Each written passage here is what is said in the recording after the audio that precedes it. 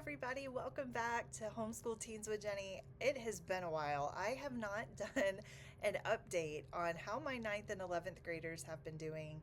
I've kind of done videos on certain subjects or certain curriculums, but I really felt this was super overdue. So, today I just want to briefly go through, let you know how the year's gone because we only have about 4.5 weeks left of our school year, and I will have then a sophomore and a senior, which is crazy. So, I just wanted to talk a little bit about the subjects they've been doing, how things have been going, and then you can expect when the school year ends to see end of the year reviews on those specific curriculums I've been highlighting all year long. So some of those include Sunlight American Literature, Beautiful Feats, World Geography and Ecology, some of those that you've seen throughout the year that I've tried to update you on. But for right now, we're just going to do a brief summary and let you know. So for ninth grade, my daughter has completed her ASL. We use ASL Virtual Academy, and they are a little pricey, but I tell you, it is worth every penny. She, with the bonus projects and just all of the evaluations she did, she ended up with over 100% average.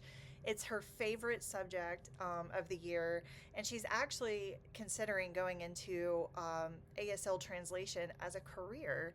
And so we've been looking at colleges and different things like that that follow that path. So it has just been a super positive experience.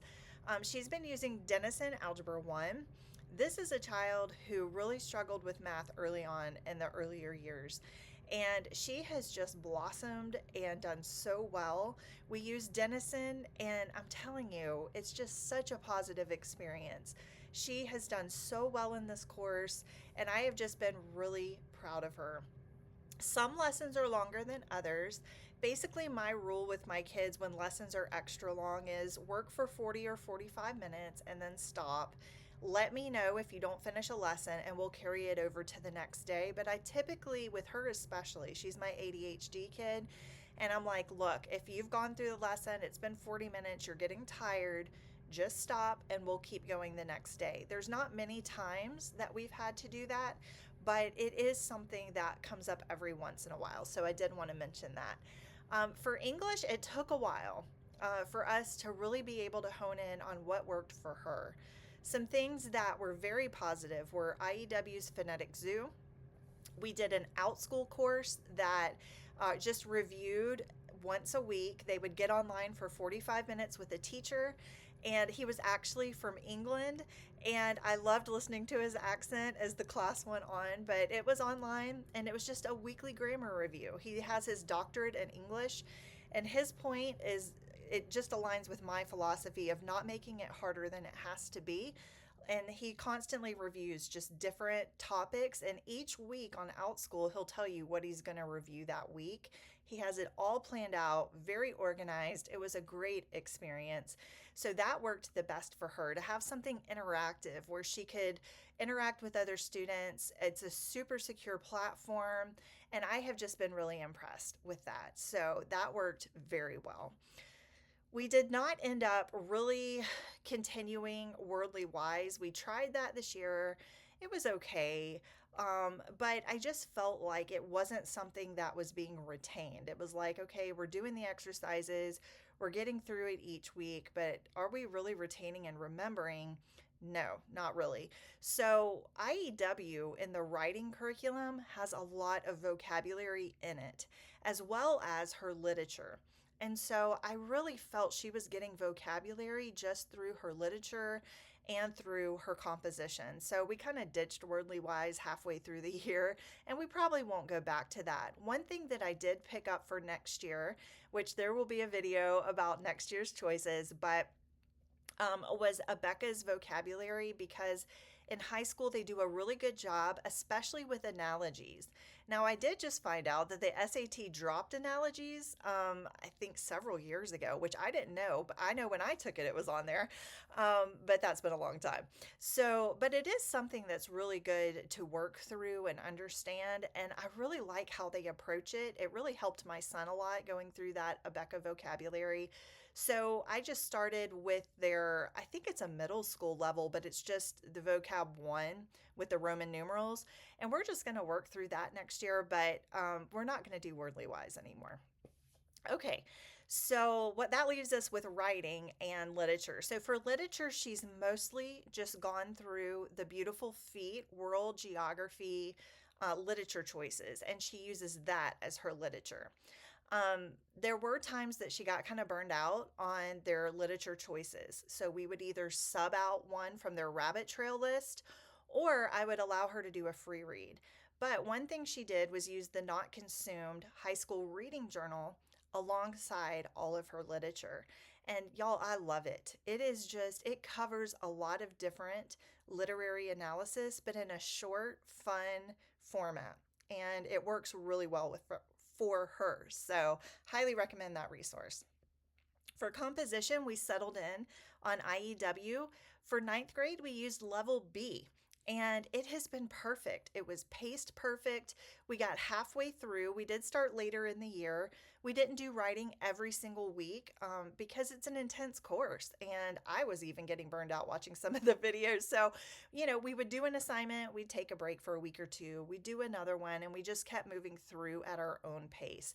We will continue using that course next year. So we'll end up getting through it, but it's not a course that either one of my kids just plowed through and finished. It's pretty intense. So we just did it at our own pace. So that is English for her. For science, man, it was science threw us a curveball first semester. We used Masterbooks Chemistry. She wanted to take it with her older brother, and I figured we'd give it a shot. Not a good choice. I regret that now. But what I did was I gave her credit for the entire semester she did spend on chemistry. And then I bought Guest Hollow's Conceptual Physics. And I tailored that schedule down to one semester. And I have a video on this on my channel. So you can scroll back through and find that, how I turned chemistry for my ninth grader into physical science. So she spent a semester on chemistry and she's spending second semester on physics. So in the end, yes, it worked out. But I really would have preferred just to put her in a physical science course in general instead of doing chemistry. But she really wanted, we were working with also another family who's doing labs with us, and everybody just wanted to do it together. I totally understand that, but it ended up not being the best fit for a ninth grader. So, but we pivoted, we figured it out, it's working fine, and we are thoroughly enjoying the Guest Hollow Conceptual Physics. So it all worked out. For geography and history kind of section, we're doing Beautiful Feet, and it's their new course they released for 7th through ninth grade. My opinion after using it all year is that you make it a 2-year course and you start in 8th grade and use it for 8th and ninth grade. The reason is the ecology component is so interesting and it's so worthwhile to study, but you cannot do the entire course in a year unless you have a super fast reader who's going to spend an hour and a half a day on world geography. For my student with ADHD, that wasn't going to work. Short lessons are best for her and her retention. And so we would keep it to 30 minutes, at the most 40. But the hour and a half was just not even feasible for us. And so I ended up having to delete a lot of the ecology out of the schedule just so we could get through the geography. I would have preferred not to do that, but it's just how it worked out for us to get through it by the end of the year because we're moving on to other things next year. So I would recommend starting it in 8th grade and using it through ninth grade and scheduling it however you want. They do recommend that ecology be a science elective, not a full science course. And I would agree with that. It does cover it fully, but giving it a full high school credit, I don't really think it's worthy of that. So yes, I would go with the recommendation of keeping it just a science elective. But it's been a great course, and I'll come out with a final end of the year review with all the literature choices, and we'll talk about all those things in another video. So that is it. She's also been working through a driver's ed course called ACEable, and she's about halfway through that. They don't do that every single day, but her and her brother both are using that. In our state, they require, if you don't go to a defensive driving school, that you still have to get your certificate for alcohol and drug awareness, as well as a driver's ed course with a certain number of hours. And this course specifically meets those needs and has been approved by our state. So that's why they're doing it that way. So let's talk about 11th grade. Man, I can't even believe we're almost through 11th grade and I'm going to have a senior next year. That's nuts. He's been doing Denison Algebra 2. And y'all, it's been a great experience. The same thing. We've not had a bad Denison course. He used their geometry the year before, and he's using Algebra 2 this year. And it's just always been a good experience. And he did a chapter on logarithms, and he's like, I love this stuff. He hasn't said that about every chapter, but he did like the logarithms. So that's been just a positive experience all the way around. For English, we're using Sunlight American Lit. He is just my deep thinker. He is a fast reader. He really enjoys different kinds of things that I throw at him. So I thought, let's challenge ourselves and go into a Sunlight course. And of course, we didn't get through every selection, and I'll talk more in detail in another video that will be totally dedicated to that. It comes with 25 books, and I knew from the beginning we wouldn't get through 25 books. But we have really enjoyed the course, and I'll kind of tell you how I structure that and what he does with that in that final review video. So be looking for that. Alongside of the literature, he also does IEW. We chose level C for him.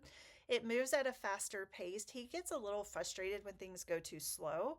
And so for him, I chose C because he wanted a faster pace. And he's a good writer, but he literally hates writing and always has since he was a little guy. So it's just not his thing. But he's done very well with the writing program. And like I mentioned with my 9th grader, with him, the same thing. We're taking it at our own pace. It's super intense. If we just went assignment after assignment, we would have burned out months ago.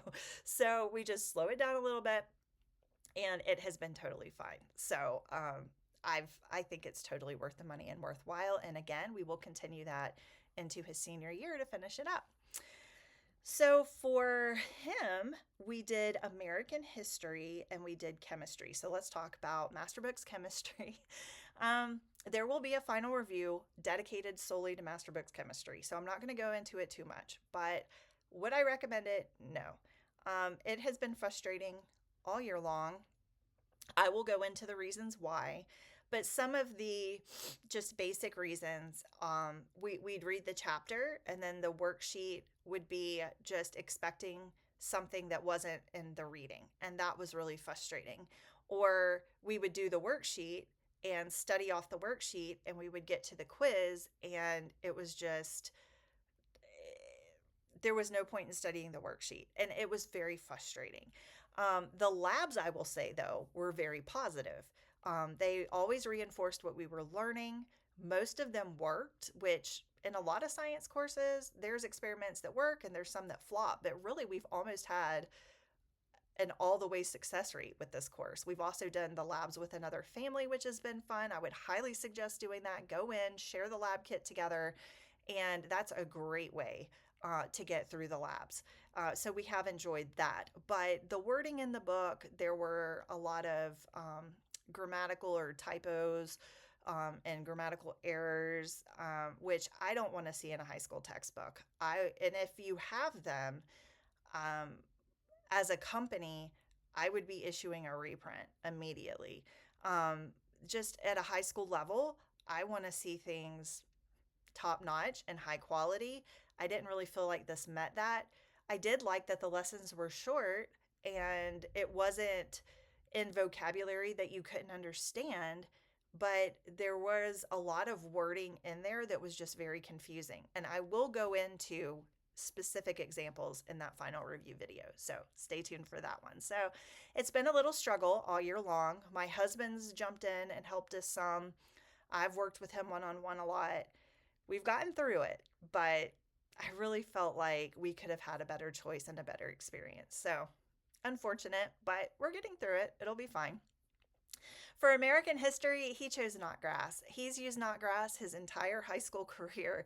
He's done world geography, he's done world history, and this year's American history. And it's just been a positive experience for him. He is my textbook kid. He just wants textbook and answer questions or a worksheet. And that's what he specifically has asked for. And so he loves Knotgrass. It is detailed. It comes in two different volumes to get through the whole year, but it's in color. It's well done. I've found no errors in it whatsoever as far as like grammar or any of that. Um, the questions are directly related to the reading, so it's not confusing or frustrating. The quizzes match the questions, so if you study the questions, you're going to do good on the quiz. So that's what I expect out of a curriculum, and nobody wants to be frustrated, caught off guard, or trying to be tricked. Like I don't go with that philosophy. So my son has greatly enjoyed this course, and we didn't do the projects or the reading that you can use alongside of it. You can use it as a lit credit. You can use it as a Bible credit. We just straight used it as history. I do have an overview on my channel if you want to look more into that and how we used it.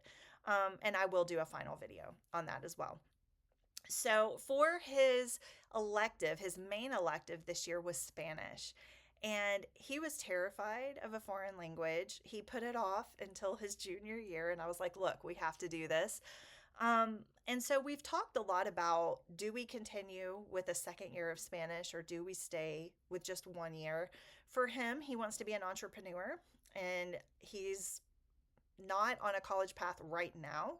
He can always go if he chooses to, but that's not in his initial plans after graduation. So we just decided to make 1 year of Spanish and just not do 2 years. And that was what fit him and what was best for him, and I'm fine with that.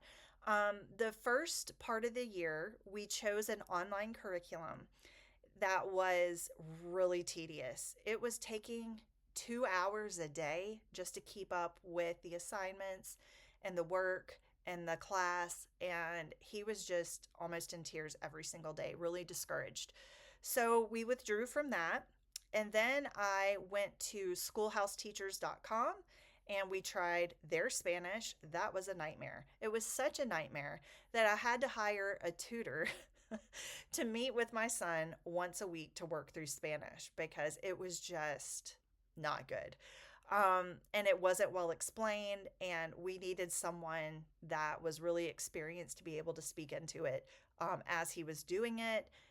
It was such a frustration that I told him, we're just trying to get through first semester and then we'll find something else. Let's just get through first semester with the tutor. And he did learn a lot through her, and they did a lot of verbal practice, which was great. She lived in our neighborhood, and they were able just to Zoom once a week, and it was just perfect. And she was always available if we needed her. She made up her own worksheets for him to practice. It was amazing. Loved it.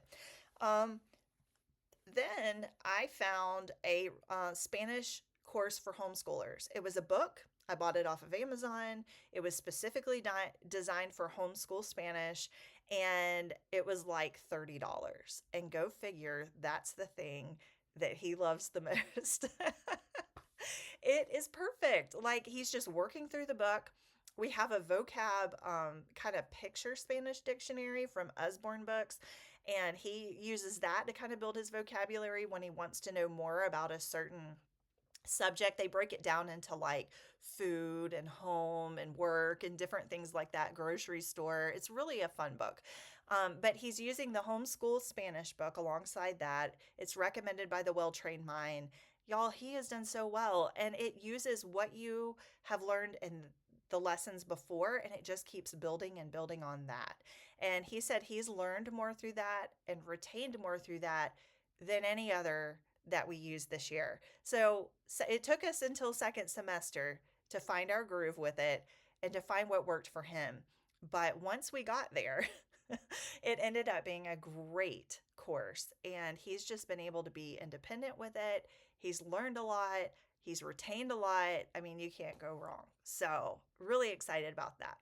We are involved in a weekly homeschool co-op as well. It just ended a couple weeks ago, but we have just had a great time with them. Our homeschool co-op is an enrichment co-op. And we don't get school credit for it, but it keeps us out with others that are like minded, and it gets us out of the house to do field trips together. We get group rates, it's a lot of fun.